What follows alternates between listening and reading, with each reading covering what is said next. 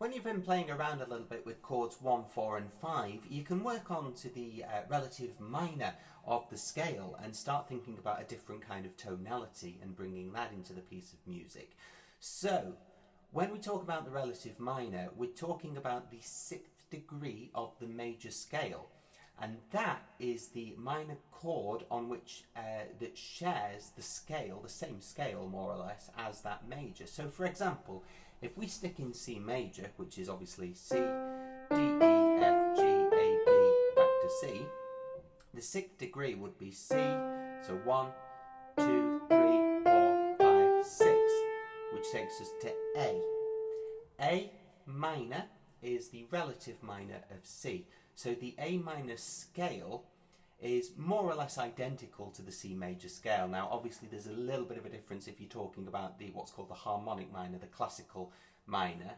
But if you do it in this sort of respect, a musical minor, and just do exactly the same notes as you would do for a C, but starting on A, you get a different tonality. It's a minor now.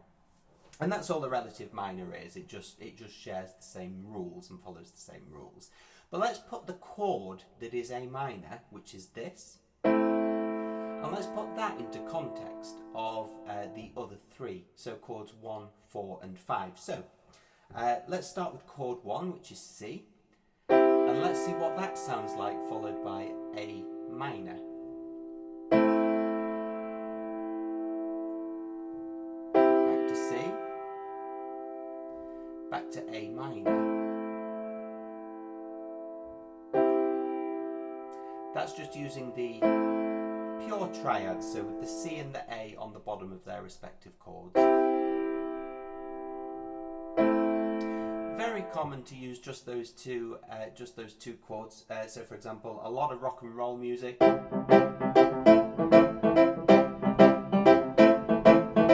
Obviously you'd hear that more on guitar, but that's the sort of the structure that they do. You do find it a lot more in not necessarily modern classical music, but in the sort of the romantic period. So for example, Peer Gynt is so you've got C, A minor, back to C, and things like that. So listen out for that. Now again, when you're talking about inversions, it creates a whole different thing. So let's think about C major, and let's take that top note of a G, and let's move it up by one tone to A, and that gives us a different inversion for the A minor, because now we've got the notes C, E and A. So now we've got, as you might recognise, an A minor first inversion, which creates a completely different effect to that.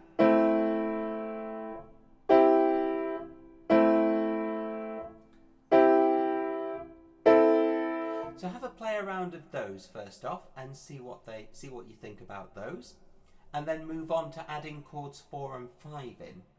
Now when we talk about them, there's two ways that we can do this that are very, very common. One of them is very common around rock and roll music, and that is to continue the pattern. So we've got 1, we've got the relative minor, and then we would do 4, and then we would do 5. So get familiar with how that sounds.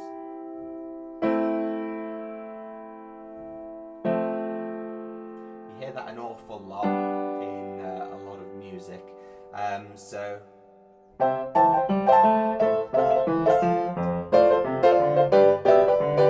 that's sort of the rock and roll influence coming in. You hear it a lot in slow rock ballads as well. So going back a long way, you've got things like C,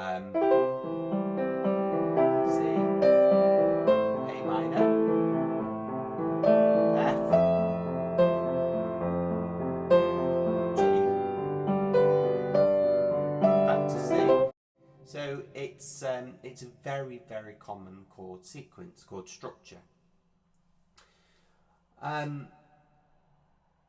The other way to consider the order of that is to go 1, 5, relative minor, 4. So in the case of C major, we'd be looking at C, G, A minor, F. And what you'd end up with is this.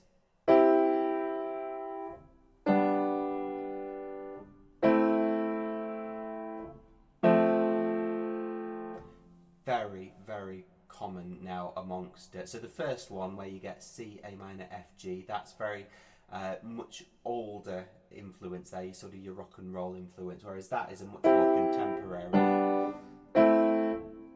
contemporary structure. Now obviously we're not in the necessarily in the correct keys here, but there's all sorts of songs that follow that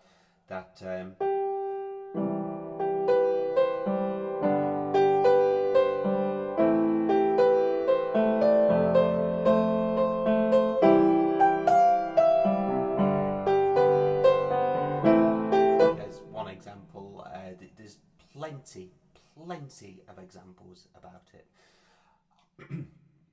What I'd then encourage you to do is take both of those chord structures and think about just playing around with the inversions again, because they can create all sorts of different things. And what you do is you tune into that note that's on the top always, and it means that you'll be able to pick out the chord structure much more easily from the melody that's happening above it than just having to listen out for the chord structure.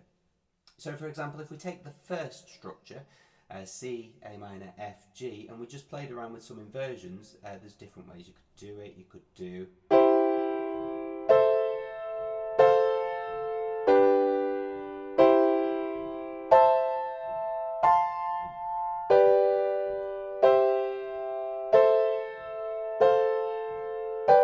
all sorts of different ways really. And similarly with the what we do is C, G, A minor, F, play around with that as well. So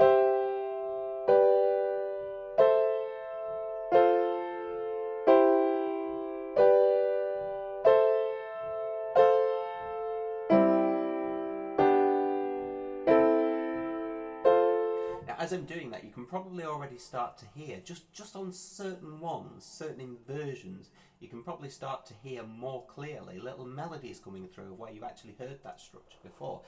And that's really, really good, and that's why you want to just get to grips with these inversions. So do not be afraid of them. Play around with them because they are brilliant.